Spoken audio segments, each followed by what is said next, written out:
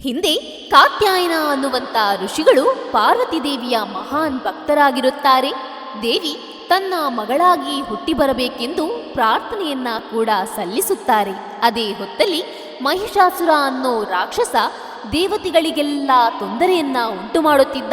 ಪಾರ್ವತಿ ದೇವಿ ಕಾತ್ಯಾಯನಿ ಋಷಿಗಳ ಪ್ರಾರ್ಥನೆಯಂತೆ ಋಷಿಗಳ ಮಗಳಾಗಿ ಜನನವನ್ನ ಪಡೆಯುತ್ತಾಳೆ. ಕಾತ್ಯಾಯನಿಯ ಋಷಿಗಳ ಮಗಳಾದ ಕಾರಣ ಅವಳಿಗೆ ಕಾತ್ಯಾಯನಿ ಎಂದು ಕರೆಯಲಾಗುತ್ತದೆ. ಒಂದು ದಿನ ರುಂಡ ಮುಂಡ ಅನ್ನುವಂಥ ಇಬ್ಬರು ರಾಕ್ಷಸರು ಕಾತ್ಯಾಯನಿ ದೇವಿಯನ್ನ ನೋಡಿ, ಆಹಾ, ಇಷ್ಟು ಸುಂದರವಾಗಿದ್ದಾಳೆ, ಮಹಿಷಾಸುರನಿಗೆ ಒಳ್ಳೆಯ ಜೋಡಿಯಾಗುತ್ತಾಳೆ ಎನ್ನುತ್ತಾ ಅವನಿಗೆ ಈ ವಿಷಯವನ್ನ ತಿಳಿಸುತ್ತಾರೆ. ಆಗ ಕಾತ್ಯಾಯನಿ ದೇವಿ ಹೇಳುತ್ತಾಳೆ, ನಮ್ಮ ಮನೆ ಸಂಪ್ರದಾಯದ ಪ್ರಕಾರ ನಾನು ಮದುವೆಯಾಗುವ ಹುಡುಗ ನನ್ನನ್ನು ಯುದ್ಧದಲ್ಲಿ ಸೋಲಿಸಬೇಕು.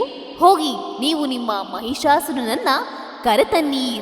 ಮಹಿಷಾಸುರ ಕೋನದ ರೂಪವನ್ನ ತಾಳಿ ಯುದ್ಧಕ್ಕೆ ಮುಂದಾಗುತ್ತಾನೆ. ಕಾತ್ಯಾಯನಿ ದೇವಿಗೆ ಎಲ್ಲ ದೇವತೆಗಳು ತನ್ನ ಶಕ್ತಿಗಳನ್ನು ಆಯುಧಗಳನ್ನು ನೀಡಿ ತಾಯಿಯನ್ನ ಯುದ್ಧಕ್ಕೆ ಕಳುಹಿಸುತ್ತಾರೆ. ತಾಯಿ ಯುದ್ಧದಲ್ಲಿ ಮಹಿಷಾಸುರನನ್ನ ಸಂಹರಿಸಿ ಜಯವನ್ನ ಸಾಧಿಸುತ್ತಾಳೆ.